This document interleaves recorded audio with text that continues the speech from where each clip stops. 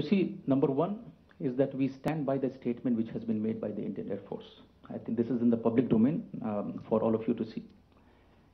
Let me repeat once again. Indian Air Force MiG-21 Bison, piloted by Wing Commander Abhinandan, shot down a Pakistan Air Force F-16 fighter aircraft. There are eyewitness accounts and electronic evidence to this effect. We have also shared evidence in the form of parts of AMRA missile that was recovered from the site, which are only carried by F-16 aircrafts of the Pakistani Air Force. Akhileshji. Ashish, sorry. Thank you, sir. Two questions. One, sir, on 6th of March, we saw a lot of reports in Western international media that with the help of some commercial satellite pictures that no damage was done on ground. A day later, a lot of us here in Indian media, and specifically in my channel, we showed with the help of other satellite images and the SPICE 2000 test that was done in 2014, that through the satellite commercial images, you can't assess the damage. A day later, that's yesterday, the same international and the Western media was barred from actually visiting the site that they were referring to, the same site on 6th of March. They were not allowed by the Pakistani government. How do you see that? And second question, on the UNSC front, we are just 3-4 days away from the last date as far as technical hold is concerned. Any indication, any progress on that, specifically in the backdrop of Chinese Vice Foreign Minister visiting Pakistan a couple of days ago? Ashish, I'll take the second part of your first question. You see, the fact that Pakistan has now refused access to journalists from visiting the site, it means that they have plenty to hide. So this initial bravado that everything is open, please come and visit, that has disappeared.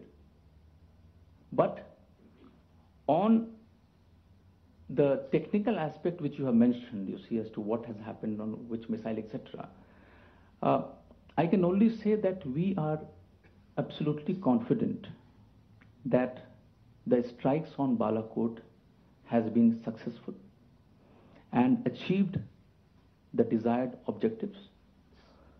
Foreign Secretary has already spoken on what we have to say about this, and beyond that, there is nothing further which I have to add.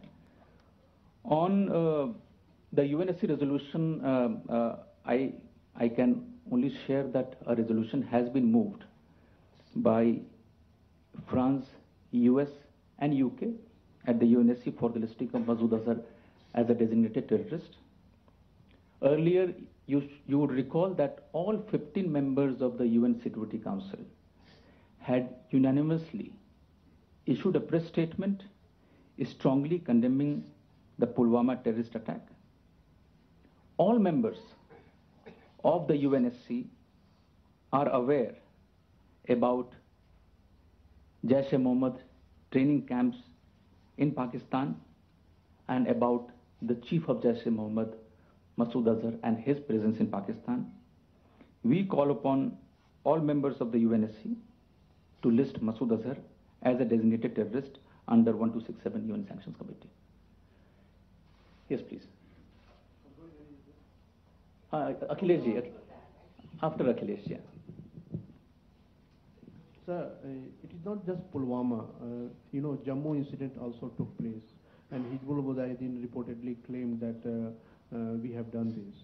And LOC, cross-border firing is still going on, LOC, and it is evident that every day it goes on.